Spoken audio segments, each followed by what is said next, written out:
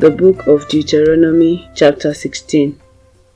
In honor of the Lord your God, celebrate the Passover each year in the early spring, in the month of Abib, for that was the month in which the Lord your God brought you out of Egypt by night. Your Passover sacrifice may be from either the flock or the herd, and it must be sacrificed to the Lord your God at the designated place of worship, the place he chooses for his name to be honored. Eat it with bread made without yeast. For 7 days the bread you eat must be made without yeast, as when you escaped from Egypt in such a hurry.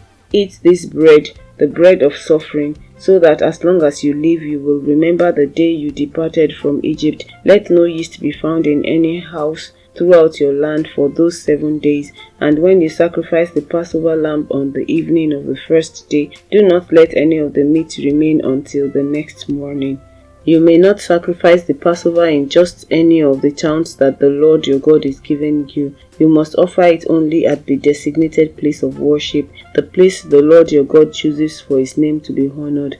Sacrifice it there in the evening as the sun goes down on the anniversary of your exodus from Egypt. Roast the lamb and eat it in the place the Lord your God chooses. Then you may go back to your tents the next morning. For the next 6 days you may not eat bread made with yeast.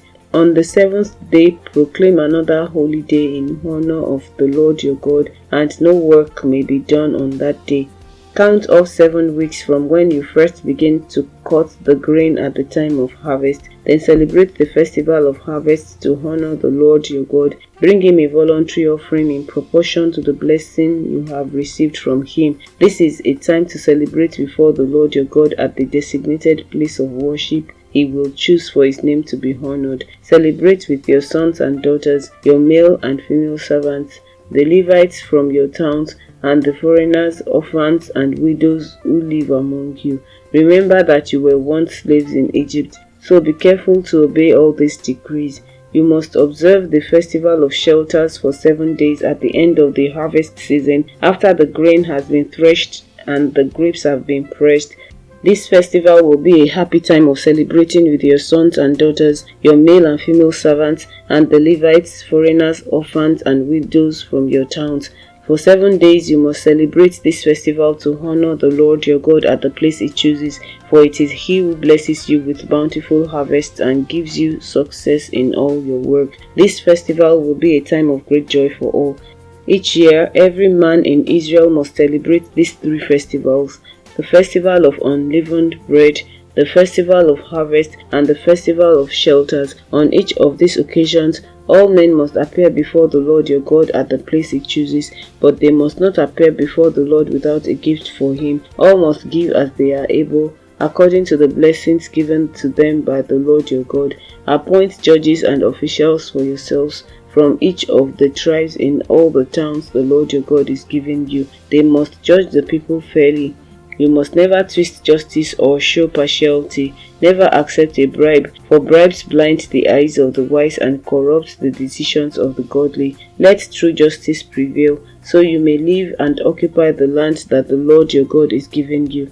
You must never set up a wooden Asherah pole beside the altar you build for the Lord your God, and never set up sacred pillars for worship, for the Lord your God hates them.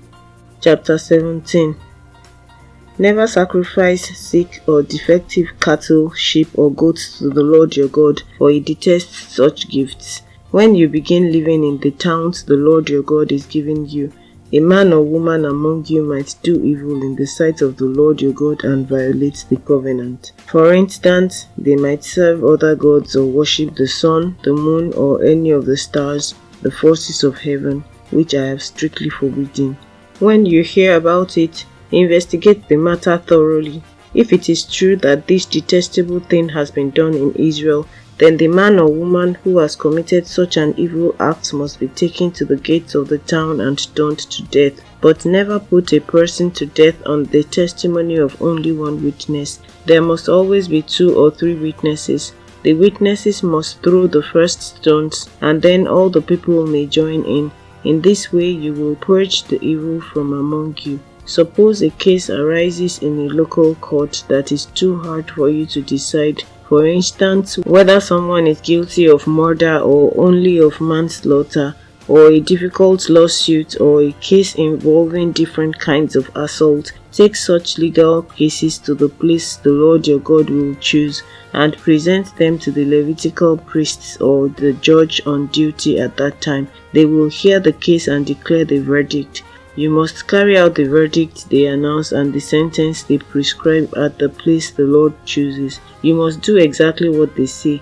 After they have interpreted the law and declared their verdict, the sentence they impose must be fully executed. Do not modify it in any way. Anyone arrogant enough to reject the verdict of the judge or of the priest who represents the Lord your God must die. In this way you will purge the evil from Israel. Then everyone else will hear about it and be afraid to act so arrogantly. You are about to enter the land the Lord your God is giving you. When you take it over and settle there, you may think we should select a king to rule over us like the other nations around us. If this happens, be sure to select as king the man the Lord your God chooses. You must appoint a fellow Israelite. He may not be a foreigner. The king must not build up a large stable of horses for himself or send his people to Egypt to buy horses, for the Lord has told you, you must never return to Egypt. The king must not take many wives for himself, because they will turn his heart away from the Lord. And he must not accumulate large amounts of wealth in silver and gold for himself.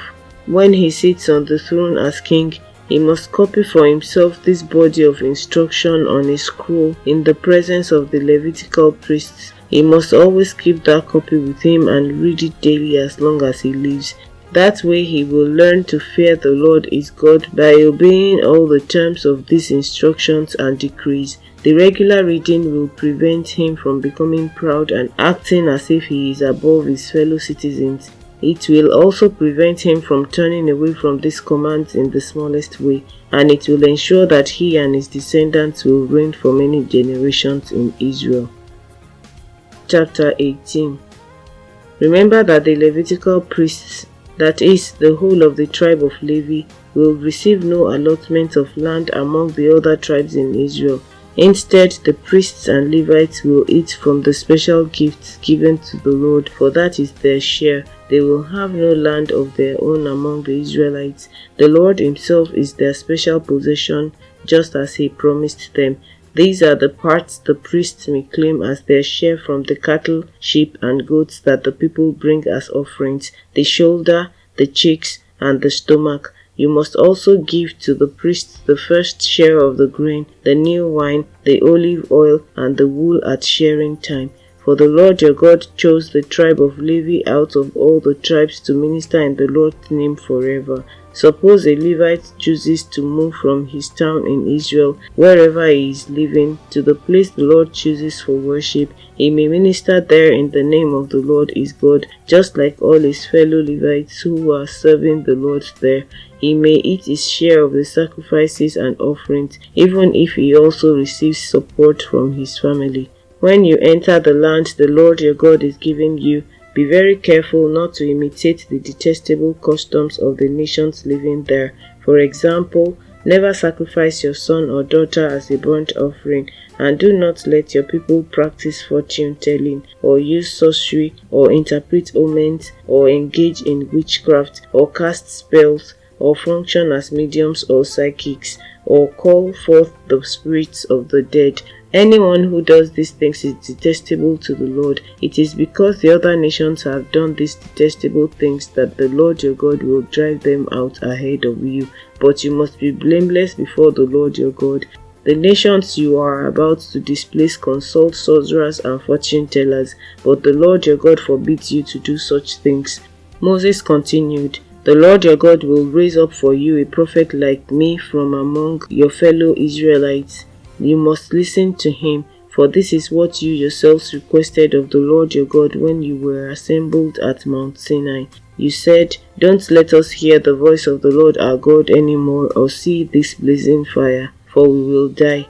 Then the Lord said to me, What they have said is right. I will raise up a prophet like you from among their fellow Israelites. I will put my words in his mouth, and he will tell the people everything I command him. I will personally deal with anyone who will not listen to the messages the prophet proclaims on my behalf, but any prophet who falsely claims to speak in my name or who speaks in the name of another god must die. But you may wonder, how will we know whether or not a prophecy is from the Lord? If the prophet speaks in the Lord's name but his prediction does not happen or come true, you will know that the Lord did not give that message. That prophet has spoken without any authority and need not be feared. Chapter 19. When the Lord your God destroys the nations whose land he is giving you, you will take over their land and settle in their towns and homes. Then you must set apart 3 cities of refuge in the land the Lord your God is giving you. Survey the territory and divide the land the Lord your God is giving you into 3 districts, with one of these cities in each district. Then anyone who has killed someone can flee to one of the cities of refuge for safety. If someone kills another person unintentionally without previous hostility, the slayer may flee to any of these cities to live in safely. For example, suppose someone goes into the forest with a neighbor to cut wood, and suppose one of them swings an axe to chop down a tree, and the axe head flies off the handle, killing the other person. In such cases, the slayer may flee to one of the cities of refuge to live in safety. If the distance to the nearest city of refuge is too far, an enraged avenger might be able to chase down and kill the person who caused the death. Then the slayer would die unfairly, since he had never shown hostility toward the person who died. That is why I am commanding you to set aside 3 cities of refuge. And if the Lord your God enlarges your territory as he swore to your ancestors and give you all the land he promised them, you must designate 3 additional cities of refuge. He will give you this land if you are careful to obey all the commands I have given you. If you always love the Lord your God and walk in his ways, that way you will prevent the death of innocent people in the land the Lord your God is giving you as your special possession. You will not be held responsible for the death of innocent people. But suppose someone is hostile toward a neighbor and deliberately ambushes and murders him and then flees to one of the cities of refuge. In that case, the elders of the murderer's hometown must send agents to the city of refuge to bring him back and hand him over to the dead person's avenger to be put to death. Do not feel sorry for that murderer. Purge from Israel the guilt of murdering innocent people, then all will go well with you. When you arrive in the land the Lord your God is giving you as your special possession, you must never steal anyone's land by moving the boundary markers your ancestors set up to mark their property. You must not convict anyone of a crime on the testimony of only one witness. The facts of the case must be established by the testimony of 2 or 3 witnesses.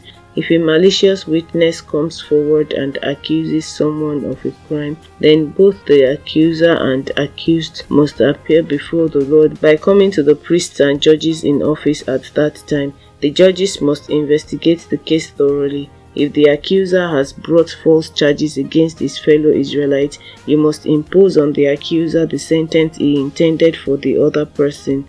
In this way you will purge such evil from among you. Then the rest of the people will hear about it and be afraid to do such an evil thing. You must show no pity for the guilty.